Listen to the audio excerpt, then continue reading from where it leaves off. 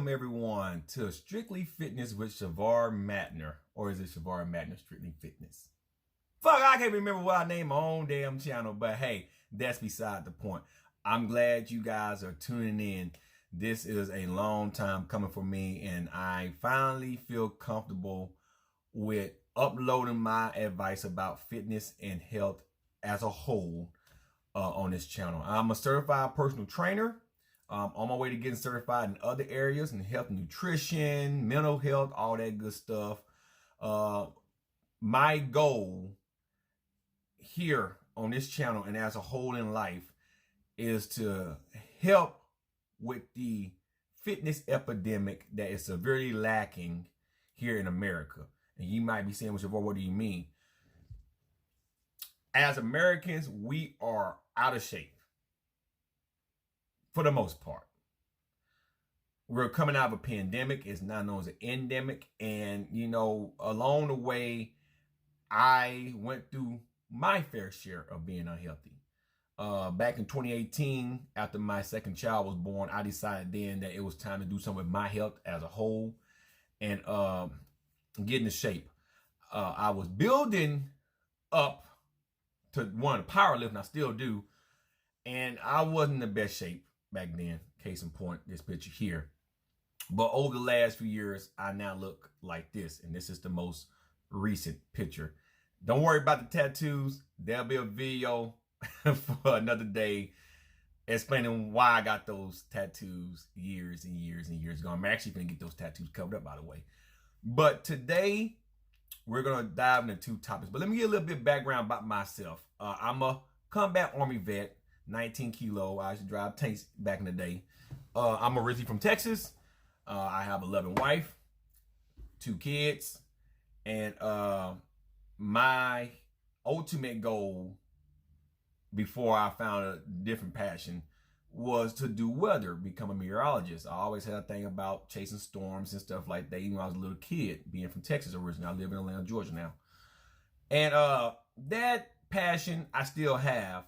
But my family's been impacted a lot about from mental health and obesity and stuff like that. You know, I lost family members from mental health, obesity and stuff like that. So me being me, my father having heart issues, just had his second heart attack here last month. I really decided that, hey, I needed to do something different. Some of my family didn't see coming, and I fell in love with fitness. I used to drink like a maniac, smoke cigarettes like a maniac. I got multiple pictures showing that. But it was a life that I was versed in, and I decided to get out of that life. And, you know, it has its benefits, mainly on my mental health, the way I think about things now, dealing with combat post-traumatic stress, and I'll dive on the topic about that in another video.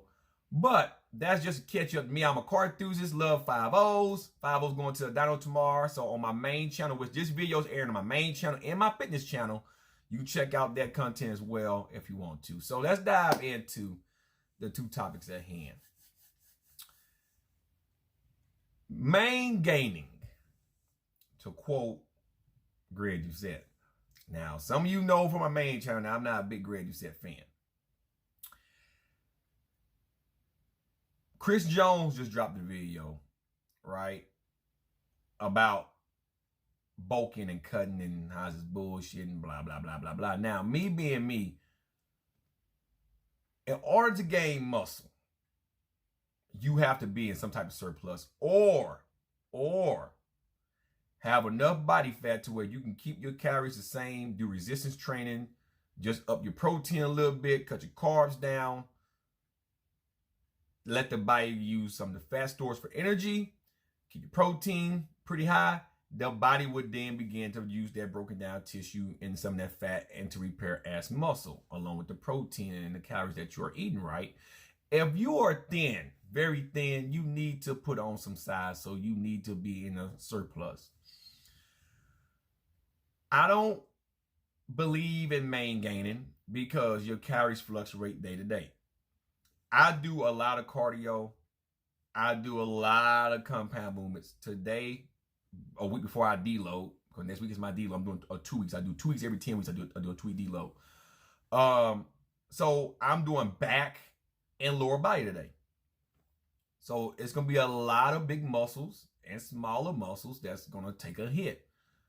I know my calories for the day are going to be slightly higher than what I normally eat. On days that I don't work out, like on my deload weeks, like I do a 2 week deload. So the second week I do absolutely nothing but normal activity. I'm not that hungry, so I might actually be slightly in a deficit. So main gaining is something that Greg Doucette came up with that pretty much states that you can stay at the same weight and still see progress. And that's not necessarily true. When you start to put on a little bit of muscle, your weight will slowly creep up. Now, muscle is not as dense as fat. It's more metabolically active. So you may take a 185-pound fat guy and a 185-pound muscular guy, and the muscular guy looks bigger than a fat guy, but the fat guy weighs so much because muscle is not as dense as fat. Now, with all that being said, Chris Jones believes in bulking. I don't think you have to bulk in an excess surplus to where you get fat. Now, Chris Jones likes to dirty bulk, but he's disciplined enough and strong-minded enough to be able to cut his calories when the time is right. Some people start bulking and never stop bulking. Case in point, Vegan Cripple Gains. Okay? For those you don't know what Vegan Gains is, just go type in his channel. He's hurt again. And we're going to talk about vegan diets and all that shit to his channel. So like I say, this is going to be a channel strictly dedicated to fitness, obesity, lifting weights, all that on this channel. And mainly me giving my 2 cents about every fucking goddamn thing. Okay? Greg Doucette is not wrong, but he isn't right. And Chris Jones is not right, but he isn't wrong. And you might be thinking, what? Chris Jones, the way he described it, you need to be in a surplus. Now, I believe when you get north of 500, you're starting to bulk. If you start getting around 750 extra calories a day, that's a dirty bulk. I believe 300 calories is a sweet spot for a lot of people. 500 is the upper echelon. If you go beyond 500, you're going to start to run into a lot of problems. Fat and all type of water stores, all that. A slight calorie increase, which is proved by science, which is what Greg Doucette says, 100 to 150 calories is all you would need, but you will see very slow progress. Now, I lost all my weight over time, slow and steady. But cardio is king. Cardio is king when you want to lose weight. I do a lot of running, a lot of cardio uphill. I like to do fireman's walks, carries. So I'm burning calories left and right throughout the day. Some people don't believe in cardio like that. They walk, but they just believe in putting on mass. So I'm looking at it from a lens like this. The mirror is your best friend. Your clothes is your best friend. If you want to put on muscle, be in a slight surplus. For me, I tell clients 300 calories. Start there. If you're starting to gain weight pretty quick, cut it down to about 150, right? 200, ish. If you're not gaining weight, you're eating 300, you're not seeing the type of progress you want, go up to 4. But don't go beyond 5. You go beyond 5, be prepared for other consequences. Because that's up to 72 pounds extra a year. If I'm doing my math right, 500 calories a day, 5 times 7 is 3,500. That's a pound of fat. That's a pound of weight, essentially. Okay? It takes about 2,600 calories for muscle to be built and 3,500 for a pound of fat. So 3,500, that's 4 pounds a month possible by being in a 500 calorie surplus daily. Okay? That's starting out barely. Some people may put on 6 pounds fucking weight. Okay? Depending on, like I say, all depends on the person. 4 times 12 is 48. That'll be the bare minimum. That's still a lot of weight. Some be muscle, some be fat, but then you know you may end up putting up to 70 fucking goddamn pounds of fucking weight. You'll be surprised how many calories and how much weight 500 extra calories do to the body. So I always tell clients, if you're trying to gain weight, start there, 300 calories. You're trying to lose weight, go there, 300 calories in a deficit. If you're trying to put on muscle, okay, cardio is good, but you don't want to do too much cardio. Focus on being in a calorie surplus, like I said, about 300 or 100 to 300, and focus on keeping your protein high. If you're not able to get enough protein, eating enough calories and enough carbohydrates will have a protein sparing effect. The body is very smart. It knows how to repair damaged muscle tissue. You'll be surprised. There's a lot of people not eating the recommended doses of protein. And there's multiple studies with different ranges of protein intake. But focus on just getting your calories in. But try to make the majority of those calories high in protein, then fats, then carbs. If you're trying to lose weight, cut your carbohydrates down. Focus on keeping your protein high and keeping your fats not that high. But you mainly want to cut your carbs down because the body will start to use the fat as energy. And then it will take that and convert it into repair the muscle, damage. The muscle will start to grow if you got enough protein, or if you just, your calorie deficit, the body takes the fat and you eat enough protein, the body will use that. You'll lose weight, but it will use that to start to repair the body for muscle protein synthesis, if that makes sense. It's a little bit more confusing than that, and we'll touch on that in a different fucking video. You also gotta look at sleep. Sleep is probably the most underrated fucking thing that you should do. The body repairs itself when you sleep. Okay? So I always tell clients, sleep should be the number one main thing you want to focus on. Number two is protein. Nutrition as a whole, but getting enough protein and or calories, or less of calories, but still protein. Get protein if you can. 3, believe it or not, is stress management. Keeping your sympathetic nervous system down low and your parasympathetic nervous system up high.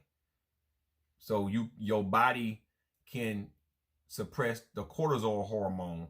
And for guys, raise the testosterone hormone, which is energy and everything that had to do with the way you think and all that. And for women, the estrogen hormone. When you are not under stress, the body recovers better, you put on more muscle, you feel better, and you sleep good, okay? And then number 4, of course, is training.